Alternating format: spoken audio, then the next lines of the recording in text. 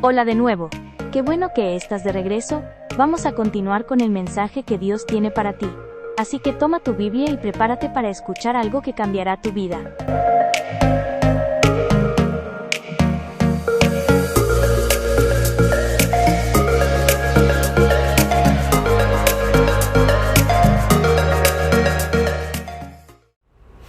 Quiero pasar a un segundo pensamiento, hermanos, que es la oración de poder. El profeta sabía muy bien el edicto que había firmado el rey, que en espacio de 30 días, si había una petición a un dios o a cualquier otra persona, fuera echado en el foso de los leones. El profeta oraba todos los días, dice la palabra de Dios, 3 veces al día. Abría las ventanas de su casa donde él vivía y abiertas las ventanas oraba ahí, dando testimonio a todas las personas de quién había creído y a quién adoraba y a quién oraba. Pero ahora, ante esta situación, hermanos, ¿qué pudo haber pensado el profeta? O quizás alguno de nosotros. Señor, tú sabes cuál es la situación. Solamente son 30 días, Señor, que no voy a orar con las ventanas abiertas. Tú sabes que voy a estar orando desde mi corazón todo el día. Solamente son 30 días, Señor, en donde no me van a orar, donde nadie me va a ver que estoy orando. Tú sabes que mi adoración está desde mi corazón. Si hubiera hecho así, y si no hubiera orado, ¿dónde estaban sus convicciones de haber creído en el Dios Todopoderoso? ¿Dónde estaba la convicción de saber que Dios tiene todas las cosas bajo su control, aún en las situaciones más adversas de la vida? ¿Dónde estaba la confianza que él podía haber tenido en el Dios que había creído de todo poder, que podía librarlo de cualquier situación, de cualquier edicto, por poderoso que fuera el rey? ¿Dónde estaba su fe para aceptar cualquier voluntad de Dios, aunque Dios no le hubiese permitido vivir, y que en su muerte pudiera glorificar a Dios? Amados hermanos, traigamos a nuestra propia vida situaciones de problemas, tal vez de enfermedades, tal vez de adversidades, tal vez de alguna encrucijada en nuestra vida, en donde debemos manifestar nuestra fidelidad a Dios, nuestra confianza a Dios y ser de testimonio para las personas que nos rodean. ¿Qué hizo el profeta? Dice la palabra de Dios que él oró como lo hacía siempre y abrió las ventanas como lo hacía siempre, y fue su oración la oración de poder. ¿Cómo fue la oración del profeta? Lloró, se desesperó,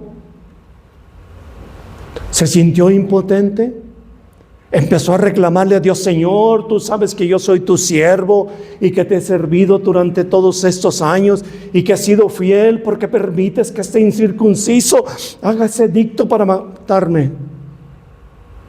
¿Cómo fue la oración de poder de Daniel? Señor, te pido que tu justicia sea sobre esos y que la venganza tuya caiga sobre ellos. Señor, te pido que me libres de que me echen en el foso de los leones, que tú intervengas de una manera poderosa para que esos enemigos que se han levantado contra mí no sigan, y que el rey modifique su edicto. Líbrame. Ni siquiera pidió que fuera librado de la muerte o que fuera librado de ser echado a la fosa de los leones. Abrió las ventanas de su casa hacia Jerusalén, hacia la ciudad santa. ¿Cuántas veces deberemos abrir las puertas y las ventanas de nuestra casa, de nuestro corazón, hacia la nueva Jerusalén? La que tenemos prometida. Y allí orar, como lo hizo el profeta, se arrodilló. Y la oración de poder que hizo él fue una oración de adoración. Y fue una oración de acción de gracias. La oración de poder no es la oración de exigencia, ni de reclamo, ni de declaraciones. Es la oración de humildad, de respeto, de adoración, de reconocimiento de lo que es Dios, de acatar la voluntad de Dios, de acción de gracias, de adoración. Amados hermanos, cuando nosotros enfrentamos alguna situación difícil en nuestra vida, una enfermedad tal vez, algún problema, un accidente, debemos levantarnos en una oración de poder, así como lo hizo el profeta, arrodillados, arrodillado nuestro corazón, en alabanza, en adoración, en acción de gracias, en reconocimiento de lo que es nuestro Dios. Esa es la oración de poder, amados hermanos. No es la oración de gritos y de exigencias, no. Tenemos el ejemplo claro de lo que hizo el profeta ante la adversidad que venía a su vida. Y quiero pasar a un tercer y último pensamiento, hermanos. Seré muy breve también en esto. ¿Cuál es la respuesta de Dios ante la oración del profeta? Hermanos, todo el Antiguo Testamento señala a nuestro Señor Jesucristo. Hoy los hermanos maestros de la escuela dominical lo expresaban de una manera bien clara. Y al mencionar, por ejemplo, el asunto de la ley, que la ley la dio Dios no como una opción de salvación, por supuesto que no. Porque la única forma de tener la salvación es a través de nuestro Señor Jesucristo, como un regalo especial que nos da. La ley del Señor fue dada para anunciar a Cristo, y toda ley ceremonial, como los sacrificios del cordero, de las palomas, de las terneras, incluso de los machos cabríos, era señalar al Cordero por excelencia, que es Cristo Jesús. Por eso el lugar santo y el lugar santísimo, cuando el Señor Jesús muere, se abrió el velo que lo separaba para que tuviéramos acceso directo al lugar santísimo con nuestro Dios, sin necesidad ya ni del sacerdote ni del sumo sacerdote, porque ahora nuestro sumo sacerdote es Cristo. Por eso se terminó la circuncisión. Por eso toda la ley fue cumplida, la ley ceremonial fue cumplida en nuestro Señor Jesucristo, y por supuesto la ley espiritual también. Y la ley, por eso la ley ceremonial no tenemos que cumplirla nosotros, ni hacer sacrificios, ni circuncisión, ni sacerdocio, ni nada de lo que cumplió el Señor Jesús. Pero la ley espiritual y la ley moral sigue en pie, está vigente y es para nosotros. Y el Señor Jesucristo lo explicó claramente y dijo, ¿recuerdan que la ley dijo no matarás? Pues yo digo que si alguno se enoja contra su prójimo y lo agrede de esa manera verbalmente, es como si lo hubiera matado. Y dijo el Señor Jesucristo, en la ley fue escrito, no codiciarás. Pero yo digo que cualquiera que vea a una persona para codiciarla, ya cometió adulterio. No estaba quitando la ley el Señor, ni la estaba abrogando. Estaba diciendo que la ley es para normar nuestra vida de adoración y de santidad al Señor. El Antiguo Testamento, hermanos, por supuesto que son el Pentateuco, los libros de ley, pero también están los Salmos, Proverbios, Eclesiastés, Cantares, libro de Esther, de Ruth, de Job, de Josué, y todos los profetas mayores y menores. ¿Y saben a quién señalan todos? A nuestro Señor Jesucristo. ¿Y saben a quién está dirigido todo? A nuestro Señor Jesucristo, por supuesto. A la promesa que Dios hace. Y en los 39 libros del Antiguo Testamento, todos señalan a nuestro Señor Jesucristo. Por eso, aquí en la figura del profeta, pudiéramos ver que es una figura o un tipo de Cristo. Y al leer la palabra de Dios ahí podemos ver que fue acusado injustamente con engaños, como fue acusado nuestro Señor Jesucristo falsamente con engaños.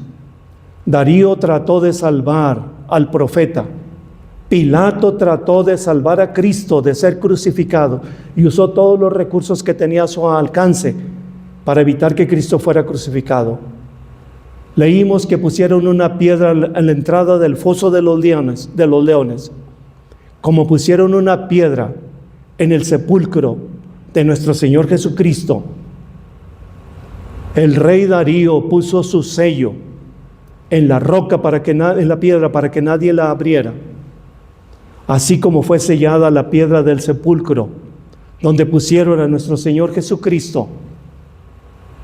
En ningún momento el profeta comprometió su lealtad a Dios, como lo hizo nuestro Señor Jesucristo. En ningún momento dudó. Los leones no pudieron aniquilar al profeta, así como fue puesto nuestro Señor Jesucristo en la cruz y en el sepulcro, pero no fue aniquilado. Así como Dios libró a Daniel, Dios libró a nuestro Señor Jesucristo y se levantó victorioso de la muerte y vive por la eternidad. Por eso es un tipo de Cristo, por eso se parece tanto a nuestro Señor Jesucristo, porque Él vendría a hacer esto. Hermanos, Dios hizo un gran milagro con el profeta. Dice la Biblia que mandó un ángel para que protegiera de los leones al profeta. Seguramente que no fue una experiencia agradable. Seguramente que no. El ser atado, el ser arrojado al foso de los leones, estar en ese ambiente con esos animales, con ese ambiente, con ese olor tal vez que tienen esos animales, y estar toda la noche ahí, seguramente que no fue una experiencia agradable para él. Sin embargo, yo pienso, la Biblia no lo detalla, que cuando Daniel estuvo ahí con toda la confianza que tenía en Dios, creo que ni siquiera se preocupó porque estuviesen los animales. Y me imagino que Daniel buscó un lugar, se acomodó, oró y se quedó dormido confiando en que Dios le libraría. Y así fue como lo hizo. Mandó un ángel para que lo librara. En muchas ocasiones, hermanos, el Señor ha mandado ángeles. ¿Recuerdan Pedro cuando está en la cárcel y que van a ejecutarlo al siguiente día? ¿Cómo Dios manda un ángel que lo saca de la cárcel? En forma extraordinaria, en forma milagrosa, y lo lleva fuera para que cumpla su ministerio Pedro. Lo mismo sucede, o una forma similar, con Cornelio, el centurión romano, que Dios manda un ángel a que le dé la enseñanza, a que le dé las indicaciones de lo que debe hacer Cornelio. Y aún con nuestro Señor Jesucristo, en el momento más difícil de su ministerio, Dios manda un ángel para que lo fortalezca, estando el Señor en agonía.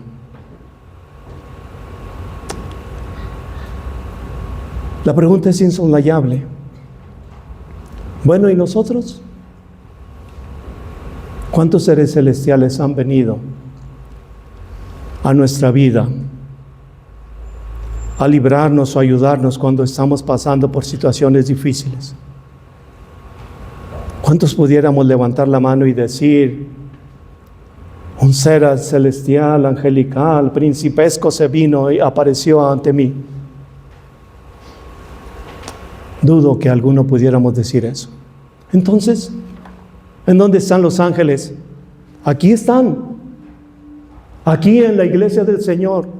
Son cada uno de ustedes, somos cada uno de nosotros, hermanos, los que ahora el Señor utiliza para ayudar a nuestros hermanos cuando estén pasando por situaciones adversas, para dar palabras de aliento, para fortalecer su vida, para sostener cuando están flaqueando, cuando están cayendo, para ponernos a su servicio y ayudarlos, para orar y para interceder por ellos. Aquí están los ángeles que ahora el Señor utiliza. Porque ciertamente habrá muchas ocasiones que algún hermano necesite de nuestra ayuda o de nuestro consuelo, el consuelo que Dios da a través de nosotros. Pero muchas veces también hemos de necesitar la ayuda de nuestros hermanos, porque también pasamos por situaciones difíciles, adversas o de enfermedad. Y aquí están los ángeles que Dios utiliza ahora. Hebreos 14:1, quiero leer, 1:14, perdón. Dice el Señor preguntando, ¿no son todos espíritus, refiriéndose a los cristianos, ministradores, enviados para el servicio a favor de los que serán herederos de la salvación? Ahí el Señor está hablando con toda claridad de que somos nosotros, hermanos, los que el Señor utiliza y que debemos estar dispuestos a ayudar a nuestros hermanos. Quiero terminar, hermanos, con este último pensamiento.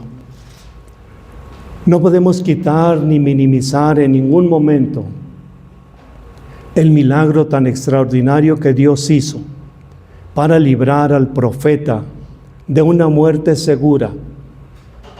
El Señor hizo ese milagro extraordinario, el Señor mandó ese ángel, y la gracia y la misericordia de Dios protegieron al profeta de morir. Sin embargo, hermanos, Dios no hizo robots, ni hizo computadoras, ni seres que no tuviéramos forma de pensar, ni de razonar, ni de tomar decisiones. Nos hizo personas que pudiéramos decidir y que pudiéramos pensar y que pudiéramos razonar.